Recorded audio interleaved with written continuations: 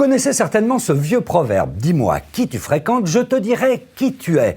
Eh bien aujourd'hui, ce proverbe prend aussi tout son sens sur les réseaux sociaux. Et oui, en fonction des amis que nous avons par exemple sur Facebook, en fonction aussi des pages que nous likons, il est désormais possible, grâce à des algorithmes, de tout connaître d'une personne, de vous, de moi, même ce que nous ne souhaitons pas dire ou révéler publiquement sur les réseaux sociaux. C'est ce que nous démontre cette équipe de chercheurs. Regardez.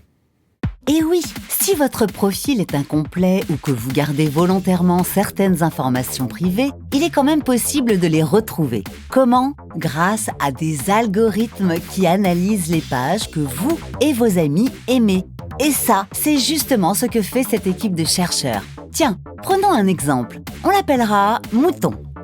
On va collecter la liste de ses amis et la liste des pages aimées par lui et ses amis.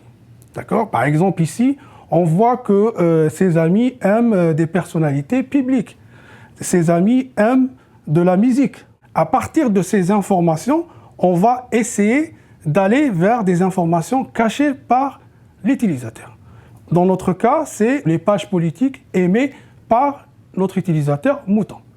Donc, notre système va essayer de trouver des liens, des régularités dans le comportement. Si les amis de Mouton ont aimé une musique et en parallèle, ils ont aimé une personnalité politique et s'ils partagent les mêmes goûts musicaux que Mouton, il y a de fortes chances que notre utilisateur Mouton aime la même personnalité politique. Et figurez-vous que les résultats sont fiables à 70%. Pas très rassurant, surtout que les réseaux sociaux disposeraient d'outils similaires. Ils seraient donc capables de déduire des informations que vous ne souhaitez pas dévoiler. D'ailleurs, vous avez peut-être déjà remarqué, quand on vous propose d'ajouter de nouveaux amis, ils ont souvent les mêmes goûts que vous. Bon, et quelles sont les autres informations qui pourraient être révélées ? L'utilisateur, il peut cacher son genre, si c'est masculin ou féminin. Il peut également cacher son statut social ou son orientation sexuelle. Ça, on peut le retrouver, il suffit de regarder le comportement de l'utilisateur avec son voisinage. Et là, ce ne sont que quelques exemples. Alors, imaginez si, en plus des réseaux sociaux, des entreprises étaient aussi capables de déduire des renseignements sur votre vie privée, comme votre opinion politique ou votre religion. Dans certains cas, ça pourrait vous porter préjudice.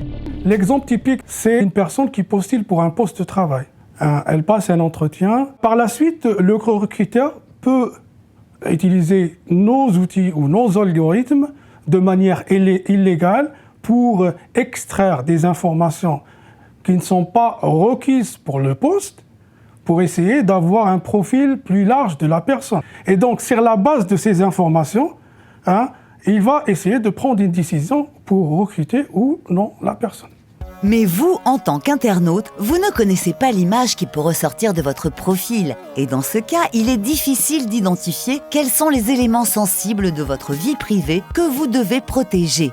Heureusement, les chercheurs ont pour objectif de sensibiliser et d'aider les internautes à interagir plus prudemment avec les réseaux sociaux grâce à leurs algorithmes. Les outils qu'on a développés, on va les mettre à disposition d'un utilisateur lambda pour que cet utilisateur puisse avoir une certaine vision de ce qui se passe dans son entourage.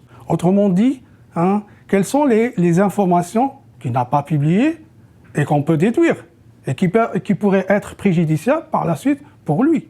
Pratique, comme ça vous serez alerté sur l'image que renvoie votre profil. Si ça vous convient, tant mieux, sinon libre à vous d'agir en brouillant les pistes.